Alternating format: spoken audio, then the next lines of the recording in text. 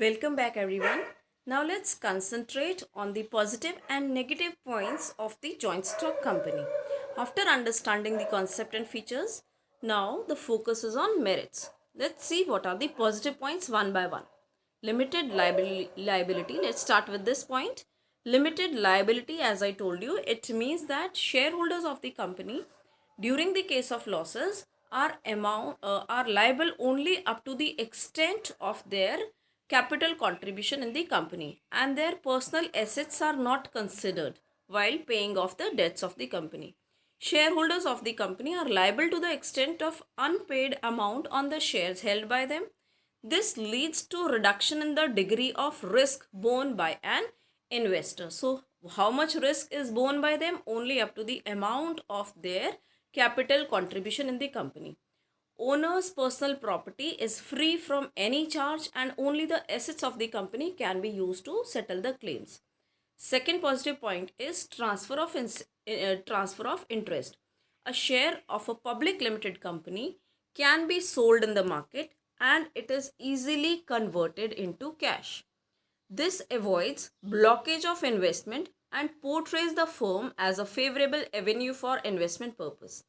Now, what happens in this case? If a shareholder wants, he can sell out his share and move on to some other company, and he can move on further. That is, he can leave the organization whenever he wants. Moreover, so this means that he is transferring the ownership. No need to block his money for a longer period of time. Whenever a shareholder wants, he can sell and transfer his ownership to the others. Third is perpetual succession. Company is a separate legal identity which is distinct from its members. Continuity of a company is not affected by death, retirement, resignation, lunacy, insolvency, or by any reason, because members, whenever they want, they can sell their shares, they can transfer their ownership on the others. So, continuity is not affected if the members leave the organization, leave the company. Members may come, members may go, but company goes on forever. Liquidation or termination of the company is as per the provisions of the Companies Act only through law and not by the entry and exit of its shareholders. Scope for expansion. Company has a larger financial resources in comparison to sole proprietorship and partnership form of business organizations.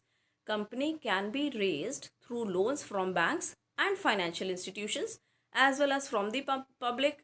It makes large funds available for the company, thus offering greater scope of expansion. Plus, company can afford to employ high salaried specialists and professionals. Moreover, large scale of operations involve division of work. This results in balanced decision making as well as greater efficiency in the company's operation. So, biggest benefit which a company has, it has large stocks. It has larger shares which are contributed by numerous people. However, any number of people can purchase the shares of a public limited company, and the continuity of the company is not affected by entry and exit of the people of the shareholders.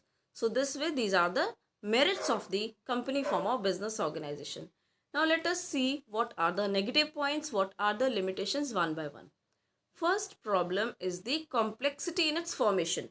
It requires lots of time, lots of legal procedures, lots of efforts, extensive knowledge of legal requirements and procedures involved. Many documents are to be prepared. For example, memorandum of association, articles of association, prospectus, and many more documents are required to be prepared, details of which you will be learning in the same chapter. Lack of secrecy. Company form of business organization lacks secrecy. Companies Act requires each public company to provide information from time to time to Registrar of Companies. Such information of the company is available to the general public as well. This creates difficulty in maintaining the complete secrecy of the operations of the company. Third negative point is impersonal work environment. There is a separation of ownership and management which results in lack of effort and personal involvement on the part of officers of the company. There is a large size. The company is of very large size. So huge size of the company makes it difficult for the owners and top management to maintain personal contact with the employees, customers and creditors. Again a negative point. Then numerous regulations, rules, regulations, terms, conditions, they are enormous, they are numerous, and it is completely a huge complex type of business organization. Functioning of the company is subjected to many legal provisions and compulsions. Company is burdened with the number of restrictions in respect of aspects including the audit, voting, filing of reports, preparation of documents, and many more.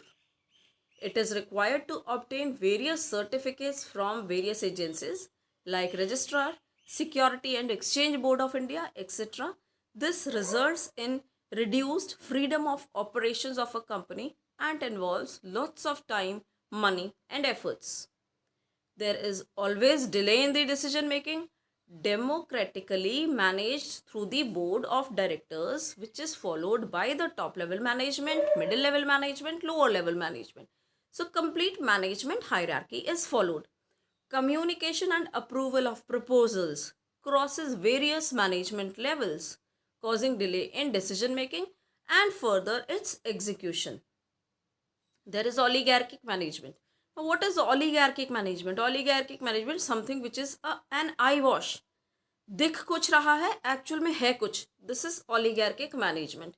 Democratic institutions, since the board of directors are the representatives of the shareholders, these board of directors, they actually do the work. Shareholders do not interfere in routine working of the business concern. So, howsoever, shareholders of large scale companies have very less influence on the decision making, and very small percentage of them are able to attend the general meeting owing to their dispersed location. Anybody could purchase the share of the company from anywhere, that is online purchasing is easily possible, and whosoever purchases the shares or whatever amount they are contributing, whatever shares they are purchasing, they get the ownership up to the extent of their contribution, but they cannot attend the meetings and they cannot interfere in the routine working of the company, because this becomes impossible for these people. So board of directors have considerable freedom to manage the business, which may be used in contrary to the interest of the shareholders. If this happens, dissatisfied shareholders have no option but to sell the shares and exit the company. So the management is completely oligarchic. Whatever we are seeing, that may not be the actual position of the company. There may be conflict of interest. It may arise among the various shareholders of the company. Since their interests are varied, it becomes difficult for the management to satisfy the demand of all the shareholders. So these were the merits and limitations of the company. Thank you everybody.